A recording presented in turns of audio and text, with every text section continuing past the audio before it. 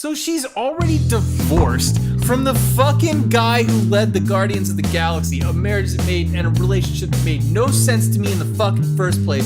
And now she gets back together with Colossus, which is a relationship that absolutely made sense to me. And then she's gonna marry him, but now, and then the wedding day comes, and now, no, can't do it. Can't do it because of emotions. Is your wife home?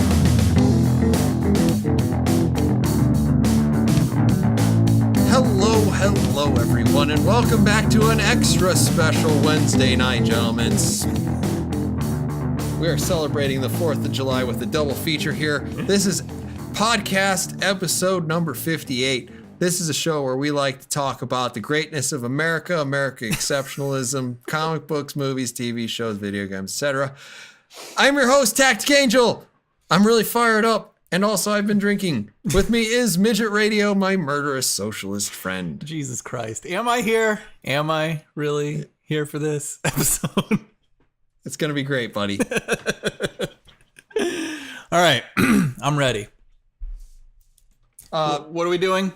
We already started. Already started. I'm drinking the Bullet Bourbon. Me too. What a coincidence. Let's jump right in. Oh, it's so good. It is good. I really love this. I really love the Bullet Bourbon. I'm really a huge fan. I'm glad that we have agreed on something. That's true. So we must be right about this one. Yeah, definitely. Definitely right. We'll have to ask Gail. Anyway, we're going to be talking about another direct-to-video movie. This one, in December 2013, a movie came out starring none other than Arnold fucking Schwarzenegger and Sylvester motherfucking Stallone. That movie was called Escape Plan. It essentially involved two things. Sylvester Stallone's character, a man named Ray Dresden, who specializes in breaking out of prisons for the purposes of helping prison security, and Arnold Schwarzenegger, who has a mental breakdown somewhere in the middle of this movie and starts swearing in German. Oh, God, it's lovely. Yeah. Midget Radio, can we talk just for a moment in the middle of our introduction about what a fucking phenomenal movie Escape Plan was? And an Oscar-worthy fucking scene that Schwarzenegger delivers in that film. Yes. I had never realized how empty my life was until that scene. Because I had lived my entire life without seeing Arnold Schwarzenegger, a guy who basically walked out of the steroid-infested woodlands of Bavaria into American mythology almost. Yeah, I'd say so. He's a goddamn legend. He is. What a fucking man. And I'd never seen him speak one word of German. Yeah. But watching him in that movie have a breakdown in that box was amazing. Yeah. Like, I don't know how there haven't been, like, how no one has capitalized on that since. How there hasn't been a screenwriter or a fucking director or a producer since then who's like, I want to take that scene and I want to make it a fucking movie. How is it that we live in a world of people who say that they're creative and no one has thought we should have Arnold Schwarzenegger speak German? Right? Well, it's a fucking desert. It's a fucking desert. It really does say a lot of terrible things about humanity. I agree. But we watched that movie and it was great. Also, he turns around in slow motion with an M249 saw, which is a squad support submachine gun, or a fully automatic heavy machine gun, actually. What a fucking great scene. Shoots I bolts. fucking love that. Yeah. In the slow motion, you're like, Yeah. yes, I'm in the 80s again. Right? I mean, it's right out of Terminator 2, practically, when he's in that fucking bunker and he picks up that gun for the first time. Oh my God. And Edward Furlong is like, that's totally you. And he got that look. He's got that look in his eye. Yeah. And you're just like, you're all gonna die. Yes. Yep. It's amazing. So anyway, Escape Plan 2 is a direct-to-video release. It does have Sylvester Stallone in it, reprising his oh-so-memorable role. He is also joined by Dave Bautista, Huang Xiaoming, and Wes Chatham. Yeah. Midget Radio. Describe for our audience Escape Plan 2 to the best of your ability. I'm slightly more interested in the marketing campaign for this movie. Because I know that I shot you guys a message about this movie. I didn't know that it existed until 2 days before it came out. And that was due to a commercial on Hulu. Really? Yeah. No, I didn't know that it was coming out until you told me. And then when I showed up at home, I'm not joking. When I showed up at home, the algorithm at Amazon was like, "Would you like to watch Escape Plan 2?" And you were like, "Yeah, I'm gonna fucking buy it." Like, of course I want. I don't understand how these things happen. I just don't get it. But yeah, it does seem like the marketing for that movie was started basically a day before it was out. By the way, perhaps you would like to watch Escape Plan 2. What the fuck? So that was nice. I mean, it was kind of like a demonstration of like instant gratification. You know, I'm used to, oh, this movie comes out, I can't wait to see it. Now it's like, wow. Yeah, it's right now. Immediate. I can do it now. It's fucking great. But yeah, just imagine if you had wanted to play Fallout Shelter on your PlayStation 4. Right. What a great day that would have been. Oh man, that would have been really exciting. I'm sure there was at least one person who was like, yes. I don't have a tablet or Finally. a phone, but I have a PlayStation. I cannot wait. This is the one game that I needed to complete my life. Good stuff. So yeah, Escape Plan 2. The plot of this movie. We're gonna do a spoiler section, right? Yes. Just on the off chance that somebody cares or that somebody watches our fucking show.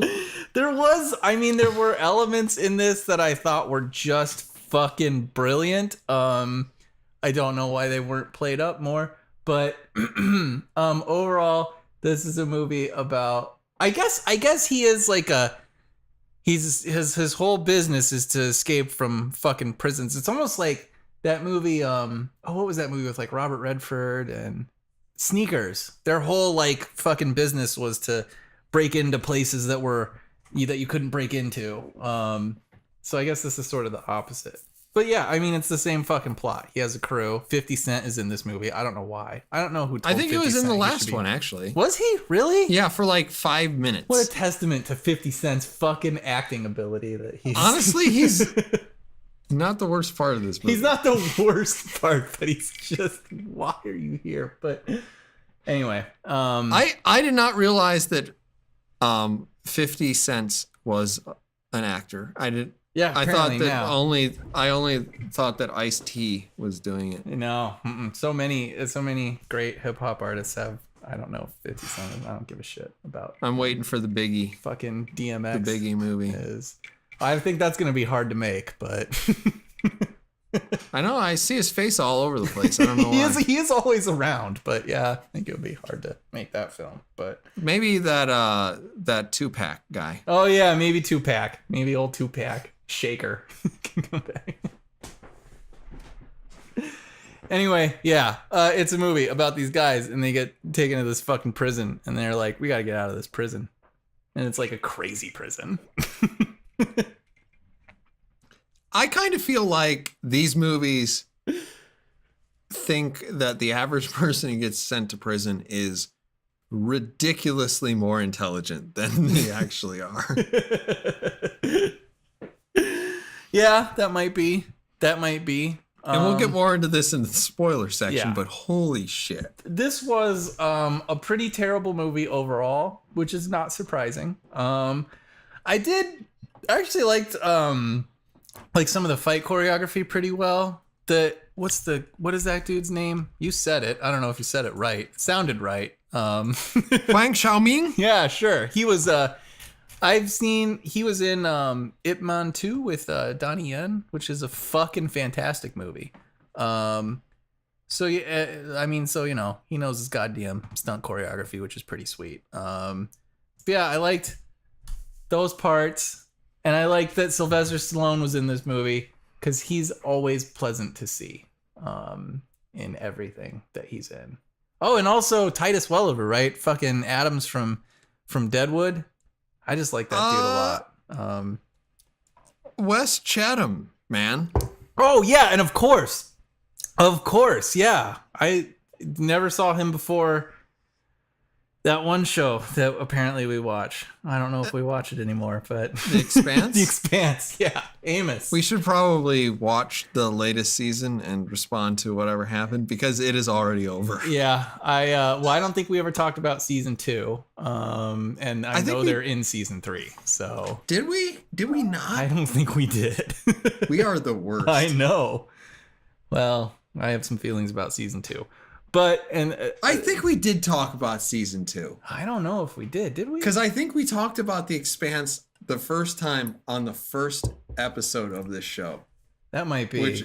Which is a technical nightmare. Yes. Yes. But I think we did because I think I remember not having to do a lot of work on the thumbnail. Shit. But anyway, yeah. I actually really like when I saw him, I was like, is this movie seriously going to like replace most of the actors that I want to see with actors that I don't? Yeah. And then at the same time, I was like, I do like this guy. Yeah, I do like this guy quite a bit. I do too. And I'm going to say this. What's really weird about him is he's like the anti-Disney character. Okay. Right? So the reason why we like Disney characters and not the Predator is because Disney characters have large eyes. Oh, and yeah. And as primates, we can read, facial expressions. Yeah. Now, if you watch this movie and you compare the relative size of someone's eyes to their face, and you look at Sylvester Stallone, who basically has these beady predator eyes. Oh, I love him. Versus Chatham, who has these giant eyes. Like, somehow Chatham still manages to strike you as profoundly evil. Yeah. Yeah.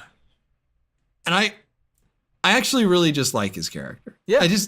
I like his character in The Expanse. Yes. Even though he's kind of a fucking loose cannon on that show. That's what's so great about him. Like that's just part of what I love about him. It does seem like he could go off. You're not really sure what sets him off, and it's just kind of great. But it doesn't seem super arbitrary. No, it doesn't.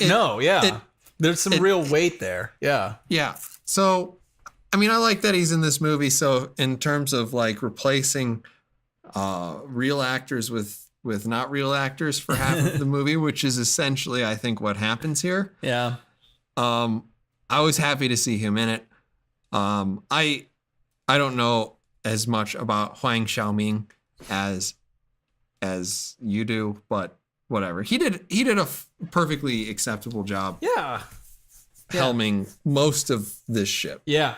There's always a part of me that's kind of fascinated to see like actors from foreign countries like China or Japan or whatever in predominantly English speaking films, just to see how they handle the transition and stuff. I'm always kind of like really interested in that. And I thought he did a pretty good job overall. So it's got to be a really hard transition. Honestly, he didn't strike me as not a native English speaker. Yeah, I was a little, because most of his stuff is in like Hong Kong. So I expected more of a barrier there than there was. An accent. There's sort of like, yeah. Like when you watch a Jackie Chan film, which I know that you and I have done a couple times. Yeah, a couple times. Sometimes you get the sense that somebody just told Jackie what the words sound like. Yeah. Yep. Yeah. Yeah. That's how yeah. Chow Yun-Fat movies, when he's made movies here, are weird. And even Donnie Yen in Star Wars, in Rogue One. I mean, it's interesting because they sound different, and yeah, it's just interesting. Yeah, I do get the sense a couple of the lines from Donnie Yen and Rogue One were not completely understood. Yeah. It's just, fine, but So yeah, so he did well. I don't know, whatever. But this movie was ridiculous. Would you recommend that people watch this movie? I don't know how to answer that question honestly, because more movies should be made that are called Escape Plan and star Sylvester Stallone. More action movies should be Escape made. Plan 3 is in production. Great, good. Let's all watch. I want to keep up on the Escape Plan fucking franchise. Apparently, that's what it is now. It's gonna be like Death Wish, where they just start to get increasingly embarrassing. Yeah. Well, this one crossed a few lines that I really appreciated, actually. But Midget Radio. Aside from your obvious bias on whether or not somebody should rent and or buy this. By the way, renting it seemed to be like $6 and buying it seemed to be like $9, so I just fucking bought it. Yeah, that makes sense. There's a Red Box down the street from me, so I just walked there and got it for like $1.50, I think. In case. Well, if you ever need to see it again, buddy, yeah, you just come on over to my house. Because I own that just like I own Scorched Earth. Which I did go back and watch later. So did you? Wow. I did. I mean, it's got Gina Carano. I know, but she doesn't get to do much. But she's in it. Yeah, she is. She is. I love Gina Carano. I love Gina Carano almost as much as I love Star Trek. Wow. Reference made. We can move on. I'm not sure it's an honest reference, but it isn't. It isn't. I would love her as much if she was at my house. Oh, for sure. For sure. Got a lot of attention. Uh-huh. Anyway, are we rating this thing right now? Yes, rate this thing. God damn it. I'm going to give it 2.5 stars. I'm going to give it 2.5 stars as well. Okay. This movie is ridiculous. It's absolutely ridiculous. That said, it's not unwatchably bad. No. Yeah. But if you do go into it expecting not very good. Yeah. That shouldn't be too hard to do, but yeah. No, it's definitely not. The special effects in this movie are particularly like, oh boy. What is this, like Babylon 5? Yeah. Hey, did you guys know we could design things in computers? What? That's gonna revolutionize the industry. I started watching Babylon 5 again. It's hard. Man, I love Babylon 5. I do too. But anytime there's like a space battle, you just squint so that everything's a little fuzzy. Yeah. It works. That's kind of like all the CG scenes in this. Yeah. But we'll go ahead and put up the spoiler tag. Spoilers. What did you want to talk about in the spoilers? I'm not sure why you didn't rate this movie higher, since there are in fact robots in it. Or at least one robot. The guy. There's two, right? There's two. I was a little bit like, at the end, I was like thinking they're going to expose that this thing that looks like a human, that's kind of like cut up and wired in, is actually a person. Oh, yeah. That would have been interesting. I was like, but he just shot him in the head. Yeah. It's dead. It's dead. That's where the brains are. Yeah. I mean, you wouldn't design a box. I mean, it's not like people make computers look like a box. Right? That's ridiculous. You have to make a whole body without arms or legs. How's it gonna like emote, Makes no sense. And then we suspend it from a ceiling and it controls our mega dungeon. Yeah. Yeah. Yeah. I can't believe they didn't lean into the robot shit more. I was really angry that there weren't robot guards and just humans more are robot their plan shit. B. Right? What the fuck? Like, humans are their plan B. Ridiculous. You always have to have a plan B. Yeah, gotta have a plan B. That's important. Because eventually, Huang Xiaoming says, "That's our plan B." Yeah. being And you're like, crazy. oh, this is all thematic sense. Yeah. Fallback. Yeah. People being crazy and Citizen Kane. yeah, brilliant stuff. Brilliant stuff. Oh man, I don't know what else to say. I wish there was more robot shit. I liked, like, I guess that's what I understand about these movies, right? Like, this is clearly a low budget.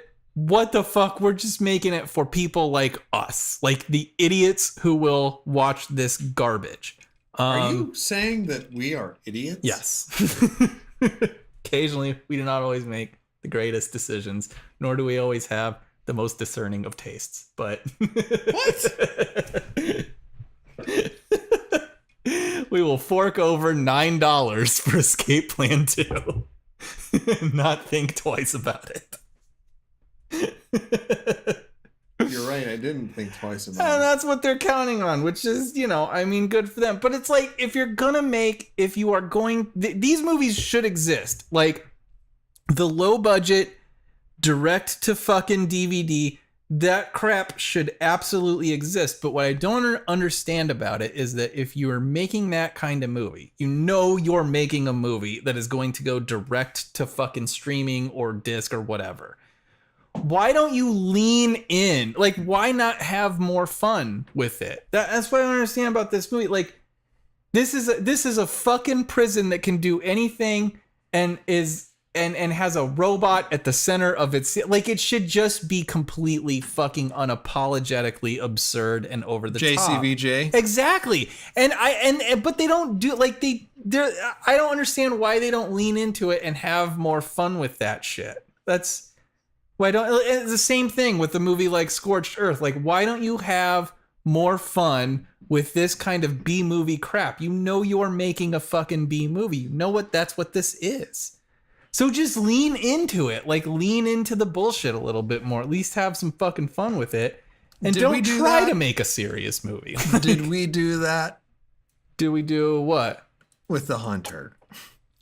I feel like we did, yeah. Well, I mean, our budget was significantly less than I would have enjoyed doing a lot more. But yeah, I mean, it was solidly under $500. It was about as cheap as you could possibly make something for. But yes, yeah, I feel like it. Yeah, I mean, there's a monologue. I kind of feel about, like when you were reading that plot, you were.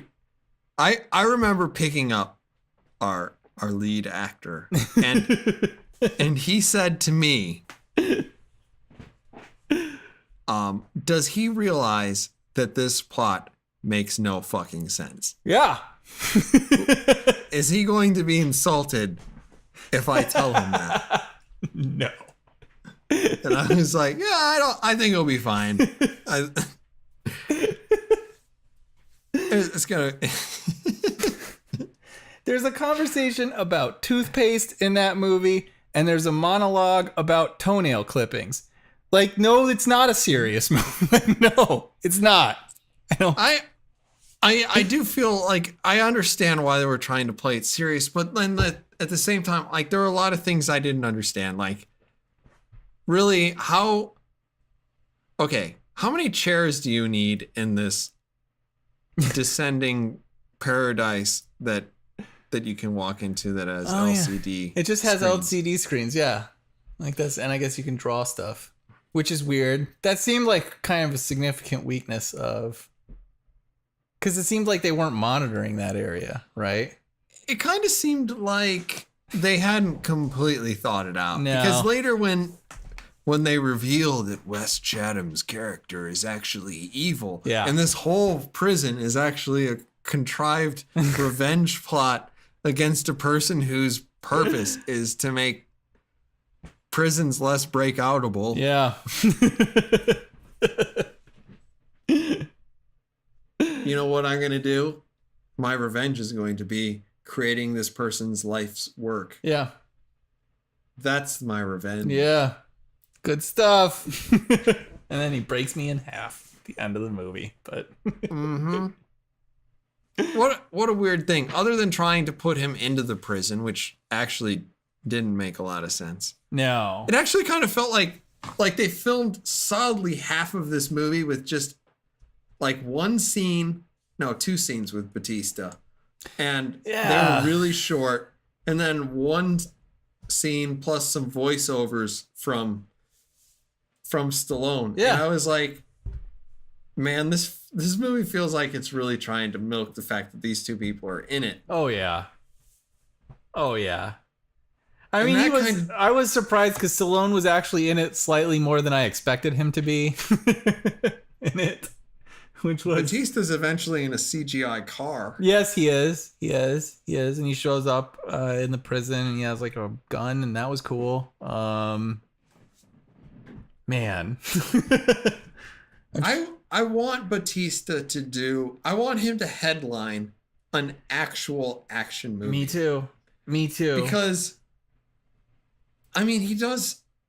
I mean, we can look back at Ghost in the Shell, and a lot of people don't like Ghost in the Shell. But like the scene with Bautista in Ghost in the Shell is like, it has all of the appropriate weight. Yes, and that you would expect. We're talking about Blade Runner, actually, not Ghost Blade Runner. But yes, I agree. Yeah, Blade Runner? Is it really? Yeah, at the beginning. Oh, it is Blade Runner. Yeah.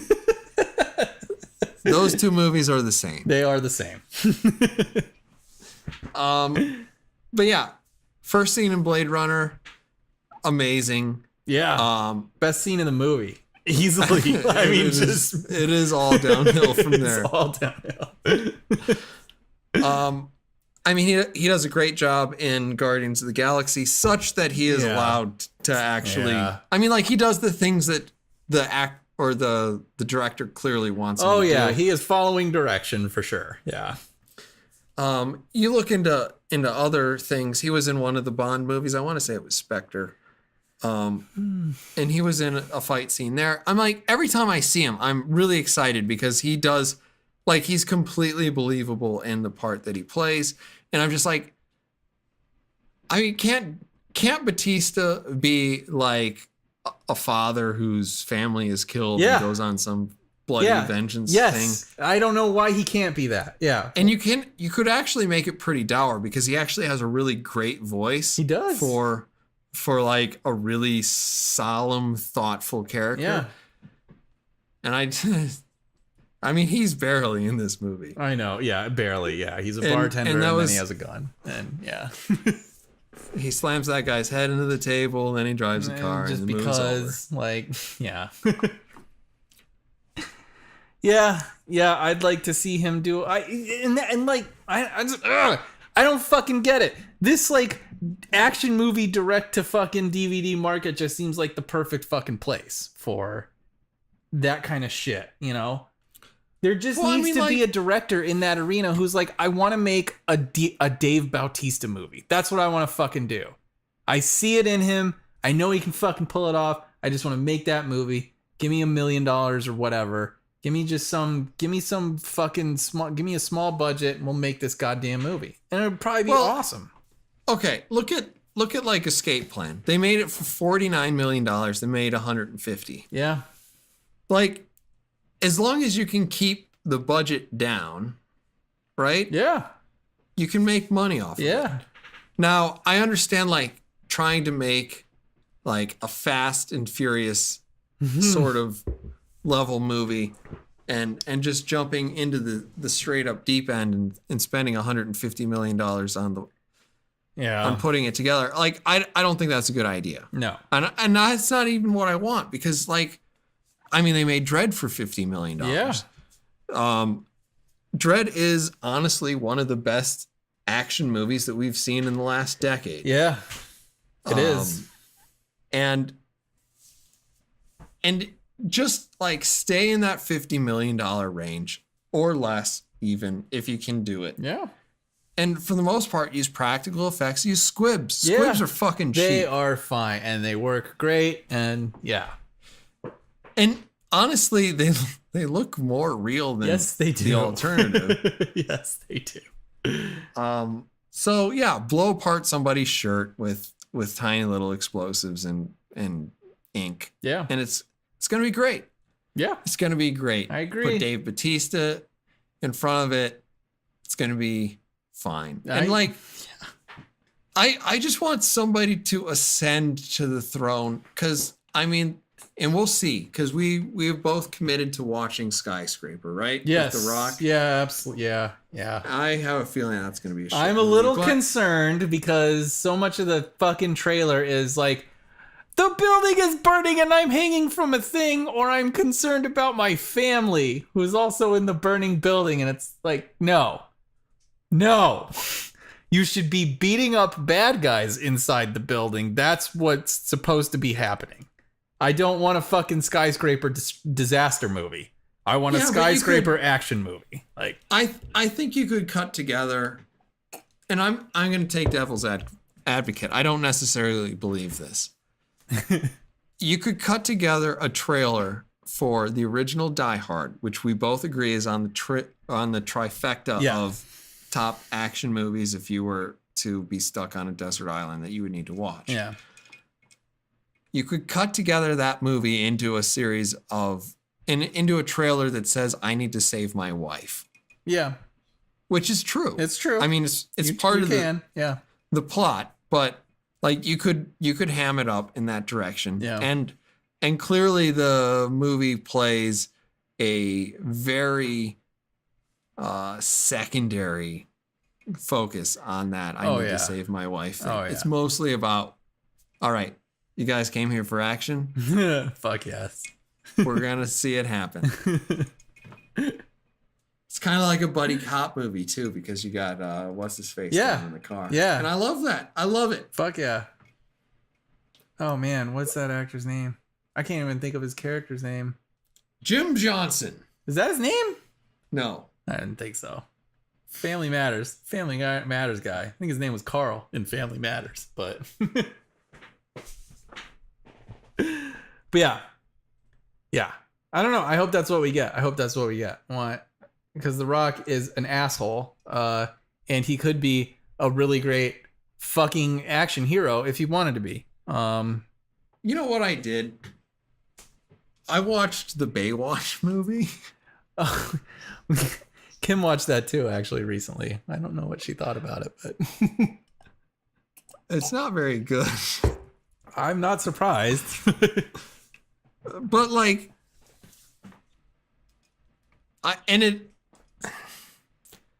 there are glimmers of hope in it. Yeah. But between the awkwardness and the comedy and the racism, like there are glimmers of hopes in it. And it's just so disappointing. The Rock is one of the most disappointing people in the world. I agree. Because he's right there. Yeah. He's been handed the world. Yeah. And he was like, no. I mean, I can't say it enough. Walking Tall is essentially a flawless movie. It is a flawless fucking action film from beginning to end. It hits every note perfectly. Like, you know what makes it great? That moment where they're like, you're on trial for beating the fuck out of this guy. And 30 seconds later, if you had walked out of the theater to take a restroom break, you would not understand anything that was going on. Oh, yeah. Because 30 seconds later, it was like 6 months later, he's the sheriff. Yeah. It's you're like, fucking epic. What just happened? It is just a perfect goddamn action movie. Oh, he is such a son of a bitch. And it was like, it was one of the first films he made when he started getting into this shit in the first place. Yeah. It may have been like after one of the Fast and the, I don't fucking remember. But, no, I don't. After the goddamn Scorpion movie.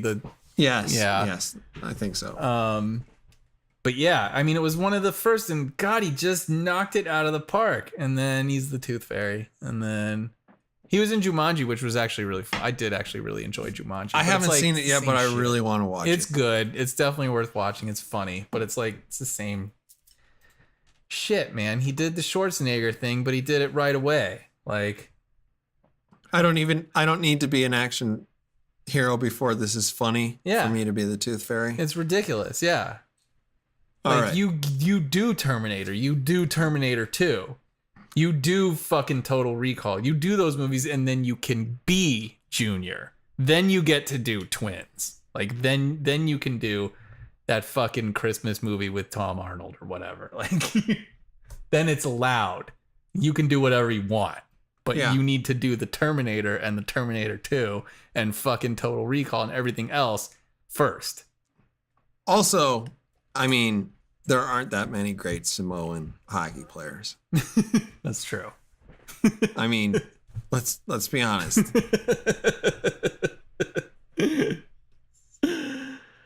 Are we talking about Escape Plan 2? I feel like this happens when we do these goddamn direct. This is exactly what happened with Scorched Earth. We just talk about these other movies that Scorched Earth. So you fight in the zoo, which I think was weirdly named the zoo. And I never did you get a sense why did the zoo spin? I don't know. What? So I also thought there's another movie called Cube. I don't know if you've ever seen this film, but it's actually a really great movie. It's a really great movie starring people who don't know how to act. It's like a really low budget film, but it's a horror film. Yeah, right? it is, and it's about these guys who are just trapped in they're trapped in basically a series of cubes. It's like a fucking Rubik's Cube prison practically is what they're in.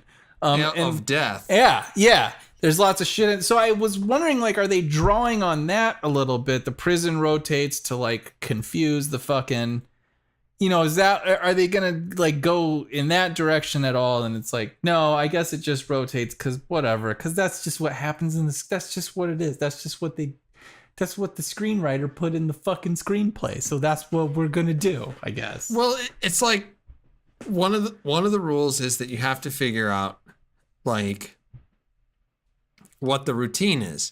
And like if it spins, then that means that there isn't so much a routine. Apparently. But the thing is like that never becomes important. No. It's never important.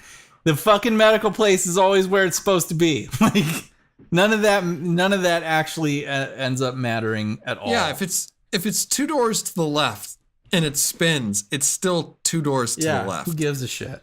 Yeah. But I don't know what true north is. Fuck, who cares?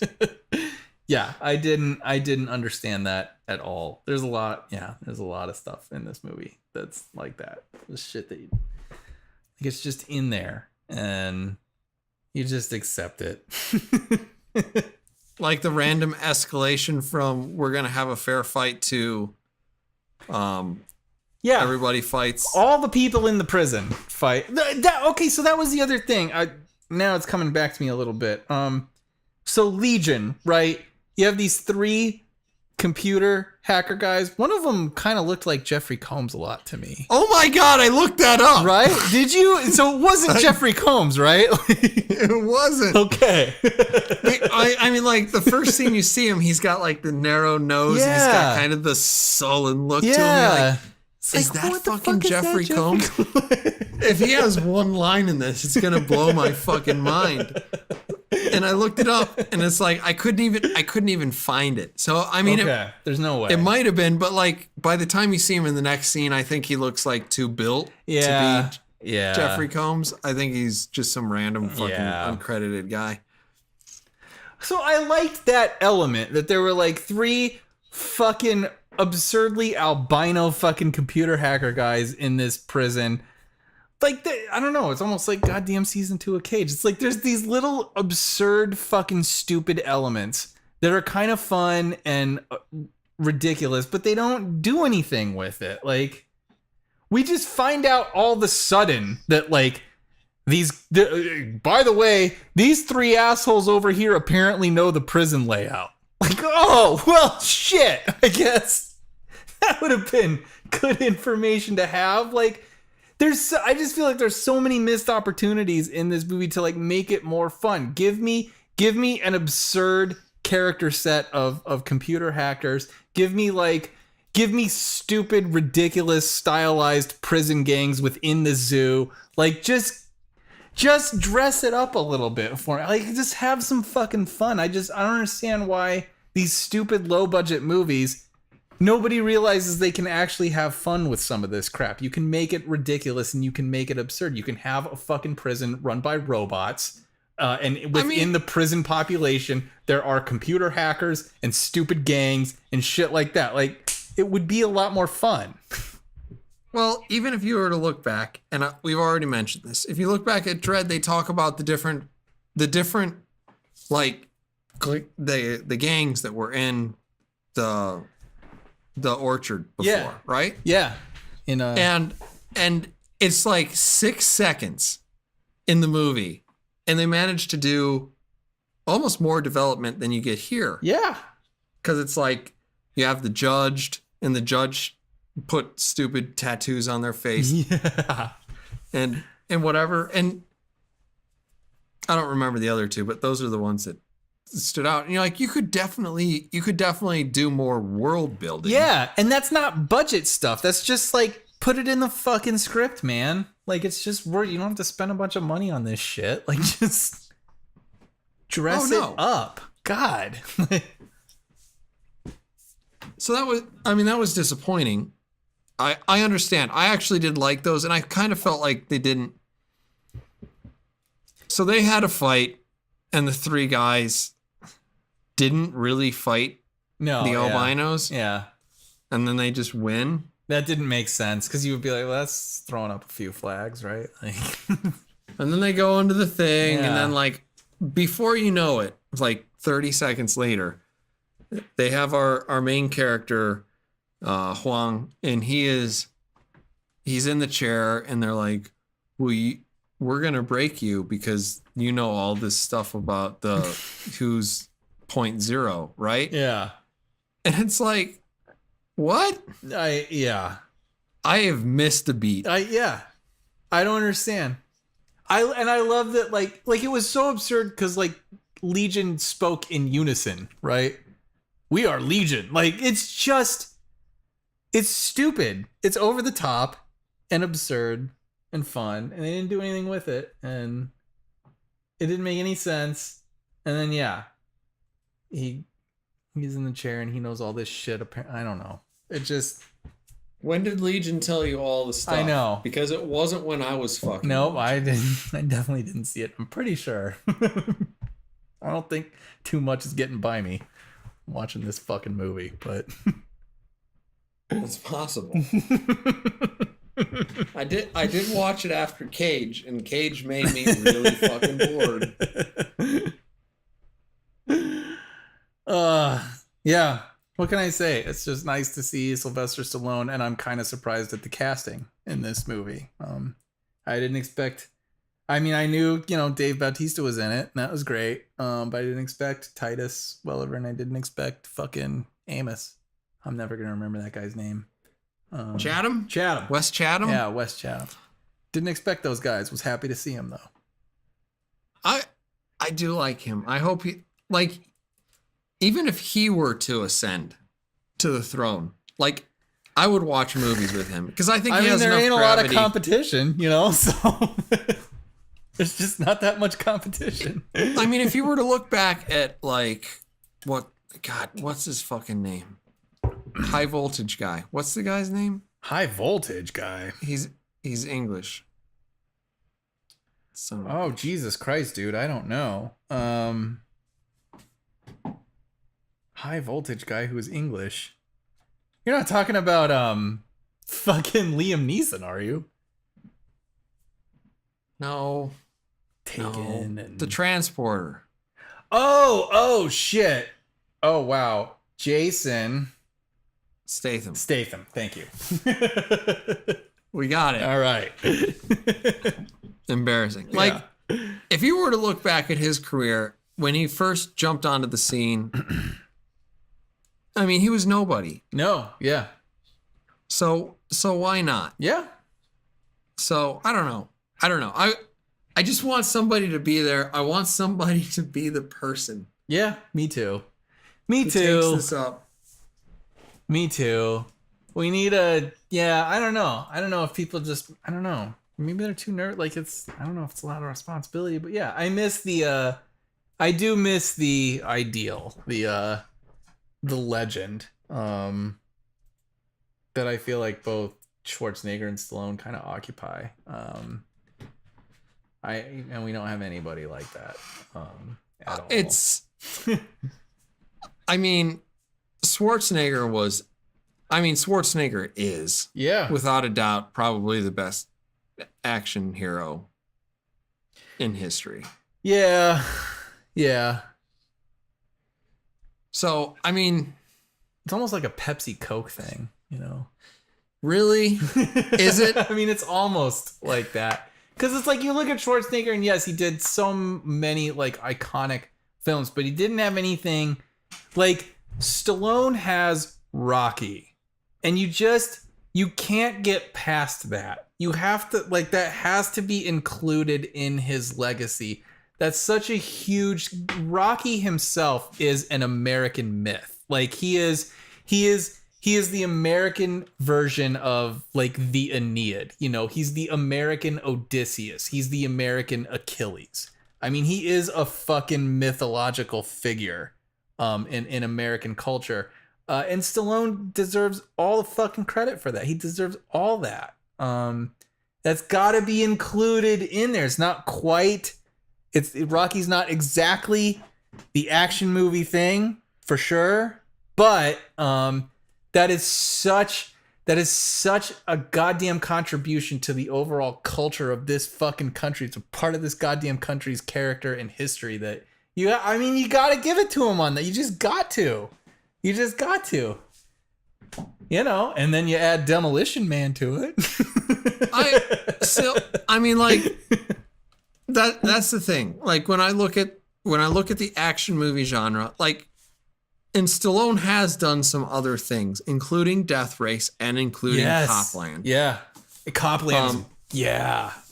He does actually a really fucking good job in Copland. Copland's great. I think that's an underrated movie. It is. But when we're talking about specifically, the action genre. I know. When you're talking about you have to deal with, Arnold Schwarzenegger is Conan. Yes, he is. Yes, he is. I mean, he's Conan in at least 3 films. He's the Terminator. True Lies is a fucking amazing movie. Yeah. I even like Last Action Hero, Commando. Commando is terrible, but yeah. It's actually the Predator. I kind of love him in the Predator, but mostly him and fucking Apollo Creed and the Predator together. The Predator, yes. I mean, like there are so many things that he made. Even and then when you go into sort of the comedic offshoots of his action movie thing, like Junior's a funny thing. Junior is kind of fun. Twins is great. Twins is great. Twins is great. Yeah. Kindergarten Cop is even Kindergarten funny. Cop is fucking great. Yeah. What is it? Jingle All the Way? Yes. Yes, that is it with Tom Arnold. Yeah. And that movie is hilarious. It is hilarious. Yeah. and like there are so many things that Arnold Schwarzenegger. I mean, like Bill Burr is completely right. How many lifetimes would you need to do the shit that this guy has done? Oh yeah, absolutely. He should be able to bang anyone's mate he wants. That's a layup. It is. It's absolutely a layup. He's shooting 3-pointers from like a mile away. Fucking hilarious. I'm gonna see him in August. Actually, I'm really excited. Really? Or That's October, amazing. I think October. Actually, but yeah, Okay. I'm excited for that. I'm excited for you, man. But like, I just want somebody to ascend to the throne. I don't think anyone's going to be able to unseat him. No, fuck no. That's impossible. Yeah. To all the people who care about the people who came before Arnold Schwarzenegger, much props to McQueen. Of much course. props to our Death Wish guy. Bronson? Yeah, He's Charlie great. Bronson. Charlie Bronson. Yeah. I love Bronson. Anyway. Absolutely. But like, those guys paved the fucking way. Yeah.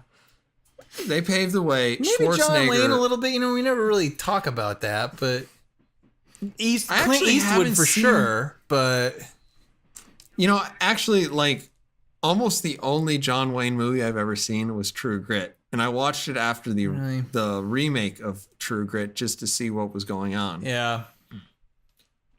And I don't know. I always thought that John Wayne was a little bit too hokey for me. See, that's kind of how I felt too. Yeah. There's nothing real hard about him, you know. Like, I mean, the difference is John Wayne, Clint Eastwood, you know. You did. I mean, like John Wayne, you accept him as hard or you don't. Yeah. Right. But he's because like the G-rated version of it. I don't know. Part of it's kind of probably the times, but sure, and that's understandable. I don't know.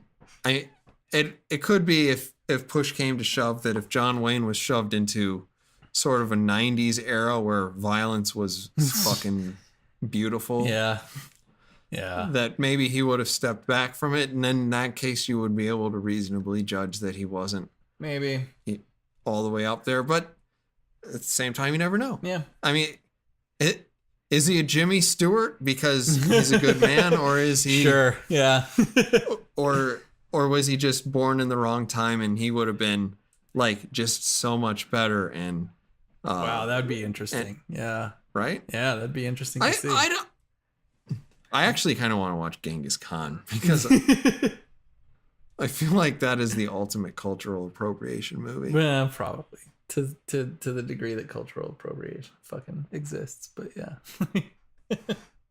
I mean, it exists. It definitely exists. I guess. Yeah. The question is whether or not it's good or bad. It's always seemed like kind of an oxymoronic term to me, particularly in a nation like America. You know. You're like, what are you fucking talking about? How like a melting pot of cultures is somehow. To appropriate is to appreciate. Is that what it is? I don't know. I guess. I don't. Or is it to exploit? Or I don't know. Really? I don't know. I think it's an asinine term. I don't quite understand it. If I don't go down to the local Mexican joint and eat my tacos, you culturally appropriated those tacos, you son of a bitch. and if they go out of business, that's better for the Mexican people because at least their tacos would be pure. Yeah. Otherwise you're exploiting their tacos. If you make a taco, I think you're exploiting Mexican culture. Yeah, try to differentiate how that thought process works. I don't quite understand from racial identitarianism. Why the term doesn't really make a lot of sense to me. It's dumb. It's just fucking dumb. Yeah. The people who believe in that shit are fucking dumb. Yeah. Yeah. I still remember the article I read about the girl who like wore dreadlocks, and she was like, I really realized that wearing dreadlocks was like really offensive. It's like, what are you? This is just psychotic. It's just psychotic. I don't know how dreadlocks hurt anybody, but. Yeah, I guess so. I don't know. I just saw that and was like, well, the Vikings wore dreadlocks. This is an utterly psychotic thing to... It doesn't matter. It does not matter. Like, it's just utterly psychotic. It's a fucking hairstyle. Holy shit. Like, it is... You are doing something to your hair. Like, I don't know who the fuck you are hurting in that process, but holy hell. Like... I'm gonna think about it for a second, but it is really hard to find the victim there. I guess is it you? I don't know. Like, I don't know. But whatever. It's Genghis Khan. What are we talking about? Escape Plan 2. Escape Plan 2. Cultural appropriation. There is an Asian man in this movie, so maybe that's part of it. I will say this: when they said we're in Atlanta in this movie. I immediately heard the thing at the end of like almost everything now. Made in Georgia. Yeah, Jesus Christ. And I said yes, because Georgia has a favorable tax they do. status for productions of this sort. They do. I think The Gifted is actually shot in Georgia also. Which, man, if I lived in Georgia, can you... Oh, my God. They are going to crush Hollywood. I would be... Eventually. I don't know. That would be all right. I don't know if they will or not. Because Georgia sucks, dude. That state fucking sucks. The weather there is just shit. You can't beat fucking LA weather. Like, you can't beat California weather in general. Georgia's a goddamn swamp. It's an alligator fucking mosquito-infested goddamn swampland. Maybe if you make enough money, you can get rid of all of those terrible creatures that make Georgia unlivable. They're fucking awful. Plus the traffic, holy shit. Like Atlanta, fuck that. The traffic is pretty terrible. Fuck all of that. Like there's no advantage there to, I mean, LA. I remember the last time I was flying in to Atlanta, I could look out the window and see the traffic jam. Yeah, dude, it's the worst. And I vicariously wanted to die on all of their behalf. I had a really bad experience. I had a flight diverted to Atlanta one time, and that was a total shit show. Did you end up in the K terminal? Because they have a Qdoba that doesn't understand serving I sizes. don't remember, because I was stuck there fucking overnight, so I had to go to like a hotel, and I had to get in a taxi to go there, and I went to a Waffle House at like 3 o'clock in the morning, because that's when my flight got in, and I had people yelling at me like, "Hey man, excuse me, sir," and I was like, I don't acknowledge the fact that you exist. So that was a scary time. I don't know, the area outside the Atlanta airport 3 o'clock in the morning is not a great place to be for anyone. Well, I remember when I flew down to Austin for Gail's wedding. I went through Georgia both times. Jesus Christ, seriously? Both times. Yeah, it seems really fucking out of the way considering the...